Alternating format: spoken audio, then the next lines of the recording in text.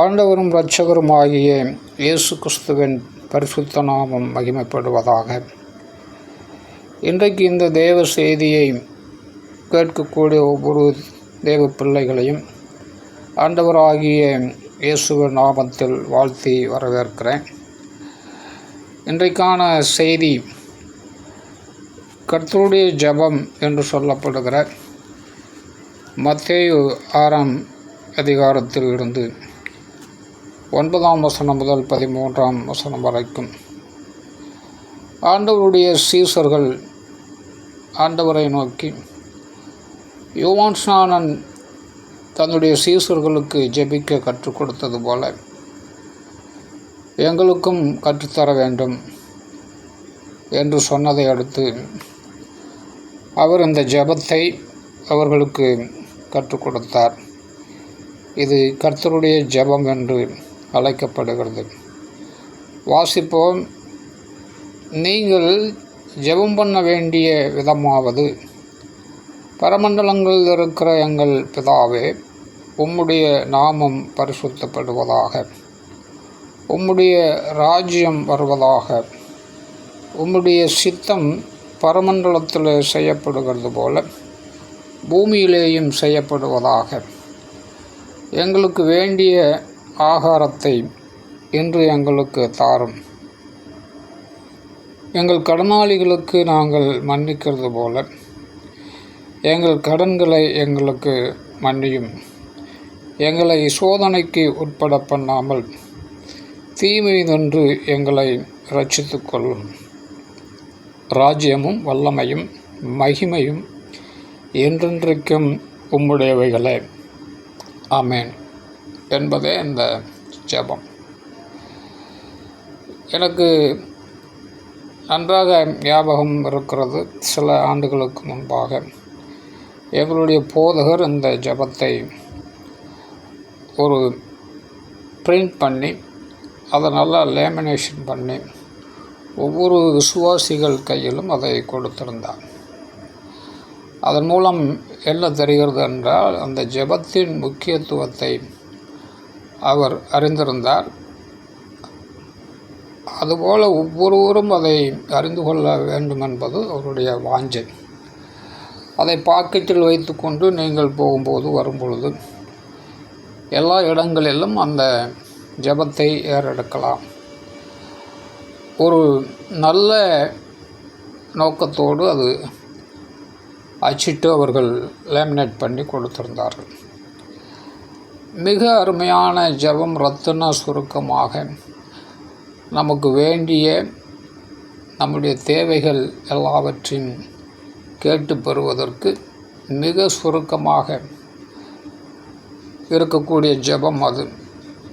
அநேகர் ஜெபிக்க நேரமில்லை என்று சொல்லக்கூடியவர்கள் இந்த ஜெபத்தை ஏறெடுக்கலாம் என்று நான் உங்களுக்கு சொல்லுகிறேன். ஆகிலும் நிறைய பேருக்கு இது தெரிந்திருந்தாலும் இதனுடைய முழுமையான அர்த்தம் என்ன என்பது அநேகருக்கு தெரிவதில்லை. ஏதோ மனப்பாடம் பண்ணி அப்படியே ஒப்புவிக்கிறார்கள். இதன் முதல் பகுதியை மாத்திரம் இந்த நாளில் உங்களோடு நான் பகிர்ந்து கொள்ள விரும்புகிறேன். ஜெபம் இப்படி ஆரம்பிக்கப்படுகிறது. பரமண்டலங்களில் இருக்கிற எங்கள் பிதாவே, உம்முடைய நாமம் பரிசுத்தப்படுவதாக. எந்த ஜெபமும் ஆரம்பிக்கப்படும் போது பிதாவுடைய நாமத்தின் பேரில் அதை ஆரம்பிக்க வேண்டும். பரமண்டலங்களில் இருக்கிற எங்கள் பிதாவே, வேறு எந்த நபரையும் அங்கே குறிக்கக்கூடாது. பிதாவாகிய தேவனை மாத்திரம் நோக்கி ஜெபிக்கிறவர்களாக நாம் காணப்பட வேண்டும். ரெண்டாவது காரியம், உம்முடைய நாமம் பரிசுத்தப்படுவதாக என்பது. கர்த்தருடைய நாமம் பரிசுத்தப்படுவதாக என்று சொல்லியிருக்கு. இப்படி சொல்லுகிறதுனால என்ன பயன்? கர்த்தருடைய நாமம் பரிசுத்தப்படுவதாக என்று சொல்லுவதனால அவருடைய நாமம் பரிசுத்தப்படுகிறது இல்லை. அதை நன்கு நீங்கள் புரிந்து கொள்ள வேண்டும். ஏனெனில் ஆண்டவருடைய நாமம் ஏற்கனவே அது பரிசுத்தமுள்ள நாமம்தான். தேவனுடைய நாமமும் சரி, ஆண்டவராகிய இயேசு கிறிஸ்துவின் நாமமும் அது பரிசுத்த நாமம் என்பதை நாம் நன்கு அறிந்திருக்கிறோம். எனவே நான் சொல்லுகிறதுனால் அது பரிசுத்தமாக்கப்படுவதில்லை. அது ஏற்கனவே பரிசுத்த நாமமாய் இருக்கிறது. ஏசாயா தீர்க்கதரிசியின் புஸ்தகம் 6ஆம் அதிகாரத்தில் முதல் சில வசனங்களை வாசிப்போம் என்றால், அங்கே சேராபெண்கள் எப்படி அவர்கள் துதிக்கிறார்கள் என்பதை காண முடியும்.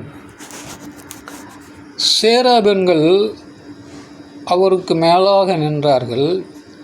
அவர்களில் ஒவ்வொருவனுக்கும் அவ்வாறு சட்டைகள் இருந்தன.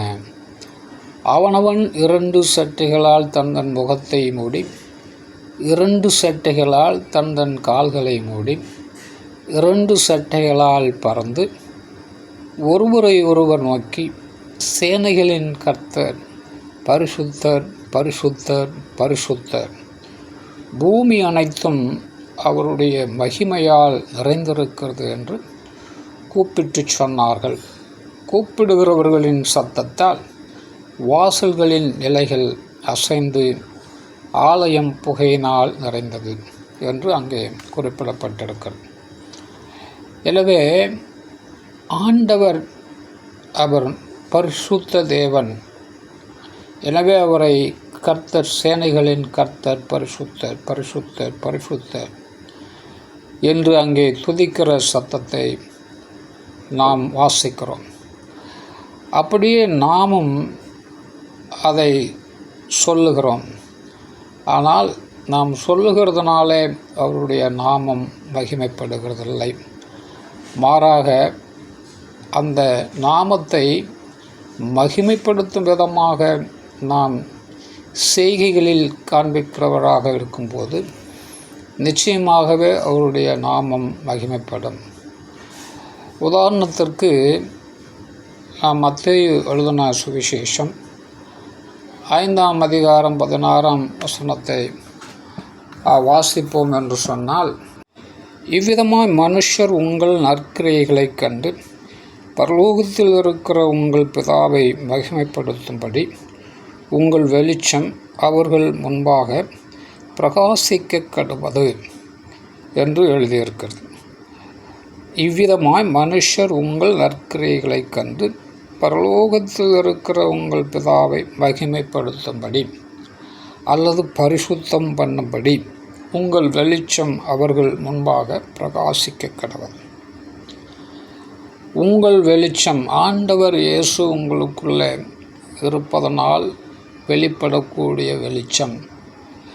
ஆண்டவர் இயேசுவை பிரதிபலிக்கக்கூடிய அந்த செயல், அந்த எண்ணம், அந்த பொறுமை, அந்த சகிப்புத்தன்மை, அந்த மன்னிக்கிற தன்மை, இப்படிப்பட்ட நல்ல குணங்களை, நீங்கள் செய்யக்கூடிய நல்ல காரியங்களை நீங்கள் இருக்கக்கூடிய இடத்தில், வேலை ஸ்தலத்தில் அல்லது வீட்டில், தெருவில், எங்கே இருந்தாலும் நீங்கள் அதை வெளிப்படுத்தி காண்பிக்கும் பொழுது உங்களை சுற்றி இருக்கிறவர்கள், கிறிஸ்துவை அறியாதவர்கள் உங்கள் மூலமாய் செய்யப்படுகிற அந்த செய்கைகளை பார்த்து உங்கள் தேவனாகிய பரலோகத்தில் இருக்கிற உங்கள் பிதாவை அவர்கள் மகிமைப்படுத்துவார்கள். அதன் மூலமாய் அவருடைய நாமம் பரிசுத்தப்படுத்தப்படும். இதைத்தான் அங்கே நாம் சொல்லுகிறோம், உம்முடைய நாமம் பரிசுத்தப்படுவதாக. இது தெரியாமலேயே நாம் வெறுமனே உம்முடைய நாமம் பரிசுத்தப்படுவதாக என்று ஜெபித்து கொண்டிருக்கிறோம். அது எப்படி பரிசுத்தமாக்கப்படும்? அது என்னை கொண்டுதான் பரிசுத்தமாக்கப்படும். ஆக நீங்கள் ஜெபிக்கும் பொழுது உண்மையிலேயே நீங்கள் மற்றவர்களுக்கு பிரயோஜனமானவர்களாக இருந்து விதமான காரியங்களை செய்து, அப்படி நீங்கள் செய்யக்கூடியவர்களாக இருந்து நீங்கள் அவருடைய நாமத்தை துதிக்கும் பொழுது அது உண்மையாகவே பரிசுத்தப்படுத்தப்படும். அவருடைய நாமம் பரிசுத்தம் என்பதை நீங்கள் அறிந்திருக்கிறது போல அவர்களும் அறிந்து கொள்வார்கள். ஆம் தேவ ஜனமே,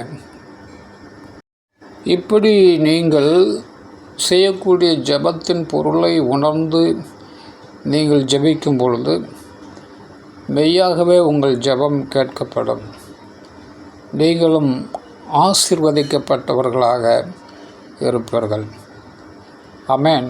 கர்த்தர் உங்களை ஆசீர்வதிப்பாராக.